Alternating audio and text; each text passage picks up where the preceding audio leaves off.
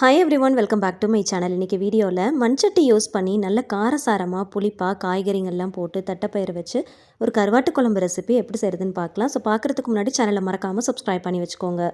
கருவாட்டு குழம்பு செய்கிறதுக்காக மண்சட்டி யூஸ் பண்ணியிருக்கிறேன். மண்சட்டியில் கொஞ்சமாக நல்லெண்ணெய் ஊற்றிக்கோங்க. நல்லெண்ணெய் ஊற்றினதும் உடனே அப்படியே செஞ்சிடாமல் மண்சட்டியை இந்த மாதிரி நல்லா சுழட்டி விடுங்க.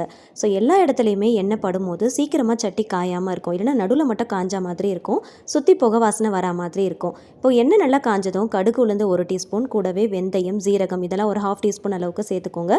ஒரு கைப்பிடி அளவுக்கு வெள்ளைப்பூண்டு சேர்த்து நல்ல பொன்னிறம் ஆகிற அளவுக்கு நல்லா வதக்கி விடுங்க. பூண்டை நல்லா பொன்னிறம் ஆகிற அளவுக்கு வதக்கிட்டு அதுக்கப்புறமா செய்யுங்க. அப்போ தான் நல்ல ஒரு டேஸ்ட்டு கிடைக்கும். இதோடைய எசன்ஸ் எல்லாமே அந்த எண்ணெயில் இறங்கிரும். ஸோ இப்போது நமக்கு தேவையான அளவுக்கு வெங்காயம் ஆட் பண்ணிக்கலாம். பெரிய வெங்காயம், சின்ன வெங்காயம் ரெண்டுத்தையுமே சேர்த்து ஆட் பண்ணியிருக்கிறேன். காரத்துக்கு ஏற்றா போல் பச்சை மிளகாய் சேர்த்துக்கோங்க. சின்ன வெங்காயம் ஒரு 10லேருந்து 15 போல் சேர்த்துக்கோங்க.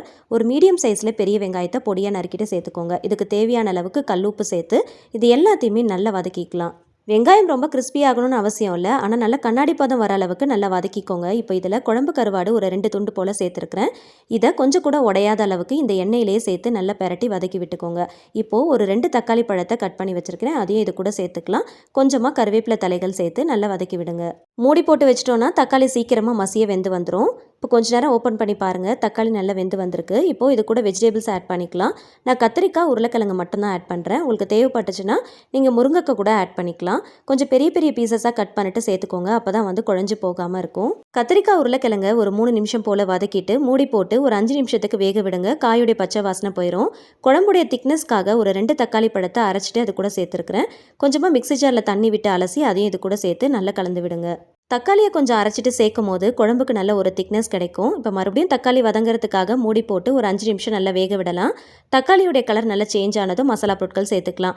ஒரு 1/2 டீஸ்பூன் போல் மஞ்சள் தூள், குழம்புடைய டேஸ்ட்டுக்கு ஏற்றா போல் குழம்பு மிளகாய் தூள் ஆட் பண்ணிக்கோங்க. நான் ஒரு 3 டேபிள் ஸ்பூன் அளவுக்கு சேர்த்துருக்கிறேன்.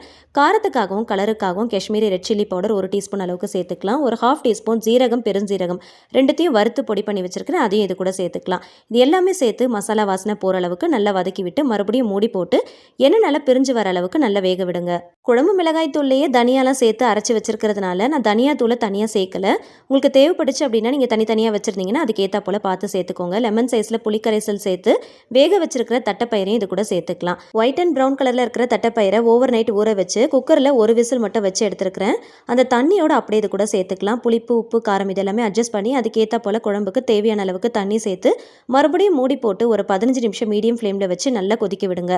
குழம்பு நல்லா திக்காகி வந்ததும் ஸ்டவ் ஆஃப் பண்ணிட்டு கொத்தமல்லி இலைகள் சேர்த்துக்கலாம். எப்பயுமே கருவாட்டு குழம்பு வைக்கும் போது வெறும் கருவாடு மட்டும் போட்டு வைக்காம இந்த மாதிரி கொஞ்சம் காய்கறிகள், தட்டைப்பயிரெல்லாம் சேர்த்து வைக்கும் போது டேஸ்ட் ரொம்ப சூப்பராக இருக்கும். இதை ஒயிட் ரைஸ்க்கு மட்டும் இல்லை, ராகி களி, கோதுமை களியோட வச்சு சர்வ் பண்ணும் போது டேஸ்ட் ரொம்ப நல்லா இருக்கும். அன்னைக்கு செஞ்சு சாப்பிட்றத விட மண்சட்டியில் அப்படியே வச்சு அடுத்த நாள் சாப்பிடும் போது இன்னும் நல்லா டேஸ்ட்டாக இருக்கும். கோதுமை களி ரெசிபி ஈஸியாக எப்படி செய்யலாம் அப்படிங்கிறத ஆல்ரெடி சேனலில் போஸ்ட் பண்ணியிருக்கேன். இன்னும் பார்க்காதவங்களுக்கு இந்த வீடியோட எண்டு கார்டில் அட்டாச் பண்ணுறேன், தேவைப்படுறவங்க செக் பண்ணி பார்த்துக்கோங்க. வீடியோ பிடிச்சா மறக்காம லைக் பண்ணி ஃப்ரெண்ட்ஸ் அண்ட் ஃபேமிலிஸ் கூட ஷேர் பண்ணிக்கோங்க. ஒரு தடவையாவது கண்டிப்பாக அந்த ரெசிபியை ட்ரை பண்ணி பார்த்துட்டு ஃபீட்பேக் ஷேர் பண்ணுங்க. இந்த மாதிரி ஈஸி அண்ட் டேஸ்டி ரெசிபிஸ்க்கு என்னோட சேனலை மறக்காம சப்ஸ்கிரைப் பண்ணிட்டு தொடர்ந்து சப்போர்ட் பண்ணுங்க. Thank you so much. கீப் வாட்சிங்.